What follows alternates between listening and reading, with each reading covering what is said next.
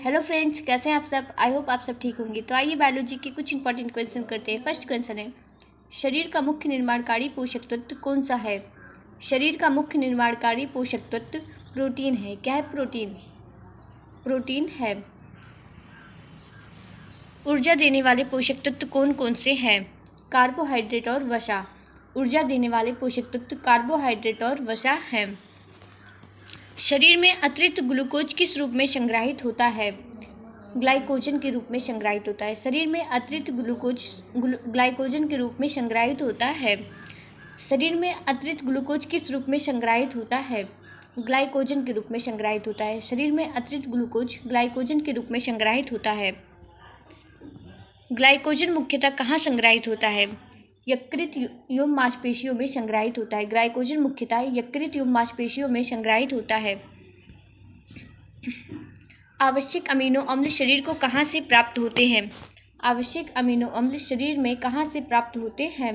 भोजन से प्राप्त होते हैं। कहाँ से होते हैं? भोजन से। शरीर में सबसे अधिक ऊर्जा किस पोषक तत्व से प्राप्त होती है? शरीर में सबसे अधिक ऊर्जा किस पोषक तत्व से प्राप्त होती है? वसा से। किससे प्राप्त होती है? वसा से। प्रोटीन का सबसे अच्छा स्रोत कौन सा है? प्रोटीन का सबसे अच्छा स्रोत अंडा है। क्या है? अंडा। प्रोटीन का सबसे अच्छा स्रोत अंडा है। निम्न में से कौन सा वनस्पति प्रोटीन का अच्छा स्रोत है? मक्खन। क्या है? मक्खन।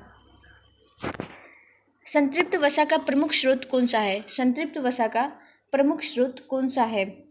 मक्खन है। क्या है? मक्खन। संतृप्त वसा का प्रमुख स्रोत मक्खन है। असंतृप्त वसा का प्रमुख स्रोत कौन सा है? असंतृप्त वसा का प्रमुख स्रोत वनस्पति तेल है। क्या है? वनस्पति तेल। वनस्पति तेल है। कोलेस्ट्रॉल मुख्यतः किस प्रकार के खाद्य पदार्थों में पाया जाता है? पशुजन्य खाद्य पदार्थ में पाया जाता है। भोजन में रेशा डाइटरी फाइबर किससे प्राप्त होता है? भोजन में रेशा डाइटरी फाइबर किससे प्राप्त होता है? हरी सब्जियां से। किससे प्राप्त होता है? हरी सब्जियां से। रेशा फाइबर का पाचन मानव शरीर में होता है। रेशा फाइबर का पाचन मानव शरीर में होता है? नहीं होता है। फाइबर का पाचन मानव शरीर में नहीं होता है। फाइबर का पाचन मानव शरीर में नहीं होता है। निम्न में से कौन सा जटिल कार्बोहाइड्रेट है? निम्न में से कौन सा जटिल कार्बोहाइड्रेट है? स्टार्च। क्या है? स्टार्च। स्टार्च जटिल कार्बोहाइड्रेट है। ग्लूकोज किस प्रकार का कार्बोहाइड्रेट है? ग्लूकोज किस प्रकार का कार्बोहाइड्रेट है? मोनोसेक्राइड। मोनोसेक्राइड कार्बोहाइड्रेट है। सुक्रोज किस प्रकार का कार्बोहाइड्रेट है? डाइसेक्राइड। किस प्रकार का है? डाइसेक्राइड। स्टार्च का पाचन करने वाला एंजाइम कौन सा है? स्टार्च का पाचन करने वाला एंजाइम अमाइलेज है। क्या है? अमाइलेज। प्रोटीन को अमीनो अम्ल में बदलने वाला एंजाइम कौन से हैं? प्रोटीन को अमीनो अम्ल में बदलने वाला एंजाइम कौन से हैं? पेप्सिन एवं टिप्सिन है। पेप्सिन एवं टिप्सिन है। वसा के पाचन में कौन सा एंजाइम कार्य करता है? वसा के पाचन में लाइपेज एंजाइम कार्य करता है। वसा के पाचन में लाइपेज एंजाइम कार्य करता है। पित्तरस का मुख्य कार्य क्या है? पित्तरस का मुख्य कार्य क्या है? वसा का एमस्लीकरण। पित्तरस का मुख्य कार्य क्या है? वसा का एमस्लीकरण है। पित्तरस का निर्माण कहाँ होता है? पित्तरस का निर्माण कहाँ होता है? यकृत में होता है। कहाँ होता है? यकृत में होता है। पित्तरस का निर्माण यकृत में होता है। पित्तरस का संग्रह कहाँ होता है?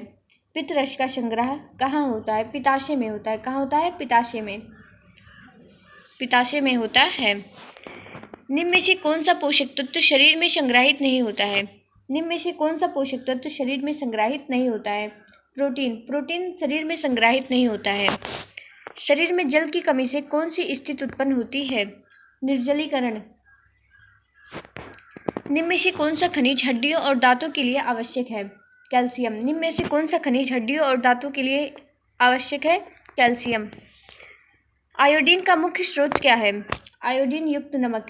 आयोडीन का मुख्य स्रोत आयोडीन युक्त नमक है। शरीर में सोडियम का मुख्य कार्य क्या है? जल एवं इलेक्ट्रोलाइट संतुलन बनाए रखना। जल एवं इलेक्ट्रोलाइट संतुलन बनाए रखना। पोटेशियम का मुख्य कार्य किससे संबंधित है? तंत्रिका एवं मांसपेशियों की क्रिया से। पोटेशियम का मुख्य कार्य किससे संबंधित है? तंत्रिका एवं मांसपेशियों की क्रिया से संबंधित है। संतुलित आहार में सबसे अधिक मात्रा में किस पोषक तत्व की होनी चाहिए? संतुलित आहार में सबसे अधिक मात्रा में किस पोषक तत्व होनी चाहिए? कार्बोहाइड्रेट। क्या होना चाहिए? कार्बोहाइड्रेट। संतुलित आहार में सबसे अधिक मात्रा में कार्बोहाइड्रेट पोषक तत्व होना चाहिए। पोषण विज्ञान के अध्ययन को क्या कहते हैं? न्यूट्रिशन कहते हैं। क्या कहते हैं? न्यूट्रिशन कहते हैं। पोषण विज्ञान के अध्ययन को न्यूट्रिशन कहते हैं। Thanks for watching. ऐसे वीडियो के लिए चैनल को सब्सक्राइब करें। वीडियो कैसा लगा कमेंट में ज़रूर बताएं। वीडियो को लाइक और शेयर भी करें। Thank you.